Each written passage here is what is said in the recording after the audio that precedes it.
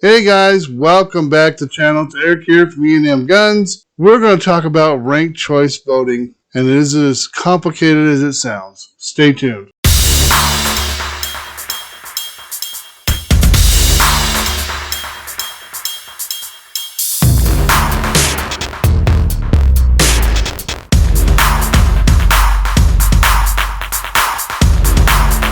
So doing a little research for this video, I was kind of surprised to see that ranked choice voting was already used in 2 states, and I'll bring you Alaska's race. Kind of got me thinking that maybe it was just Democrats wanting it, because I've heard a lot of controversy saying that it's just a Democratic way to take over Idaho, but even Oregon's going to vote on this measure. And if that was the case, why would I not see more Oregon Republicans for ranked choice voting?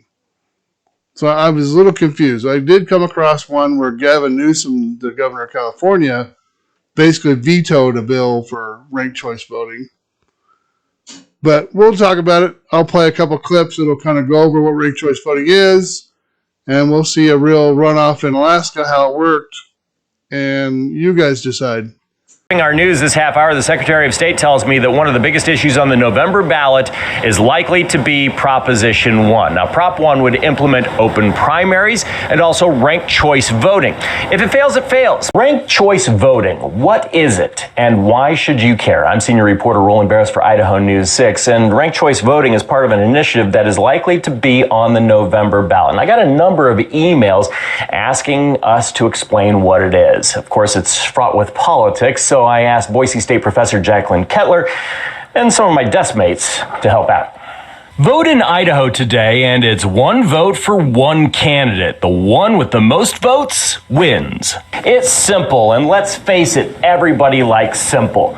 But what about ranked choice voting? I think there is a lot of confusion because it is a little more of a complicated approach to voting. So what is it? In a ranked choice voting election, voters rank the candidates. And let's say the candidates are Pug, Godzilla, and Banana Car. If one of these guys, say Godzilla, gets 50%, well, they win and that's it.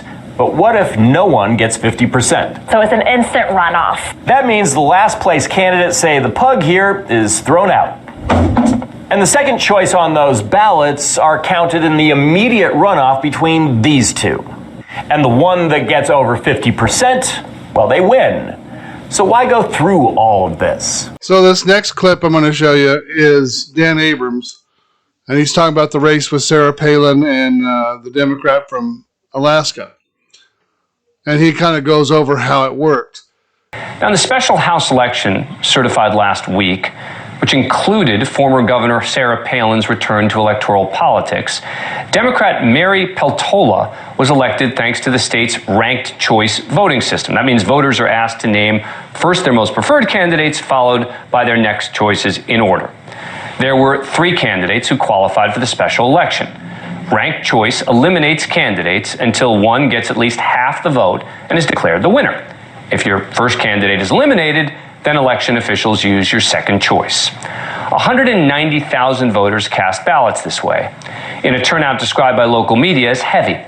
In the first round of counting, Republicans Nick Begich and Sarah Palin together had nearly 60% of the votes cast. Begich 28.5%, Palin 31.3%, and Mary Peltola had 40%, which actually made her the top voter getter in that round. But that's not good enough in a ranked choice system. There are systems where 40% plurality would be enough for a win, not in Alaska, where they want the candidates to reflect the majority of voters, which is admirable. Therefore, Nick Begich, as the third place candidate, was eliminated after the first round, and state election officials proceeded to tally his voters' second choice. In ranked choice voting, if your candidate gets eliminated, you get a say in the next round with your second choice. And here's how it shook out. Peltola got 51.5% to Palin's 48.5%. 15,467 Begich voters, people who voted Republican, went in the second round for the Democrat. 27,053 had Palin as their second choice. Peltola already had a lead. That's kind of what I was hearing from the Republicans, that it definitely favored the Democrats, and it surely did in this case. I'm decided I don't think it's broken. I don't see why we need to fix it. And I really don't want to vote for a Democratic candidate. They don't hold the values that I hold, and I just don't see why that would benefit me. But that's my opinion. You guys are entitled to your own. You have a blessed week. We love you. God loves you. Peace out.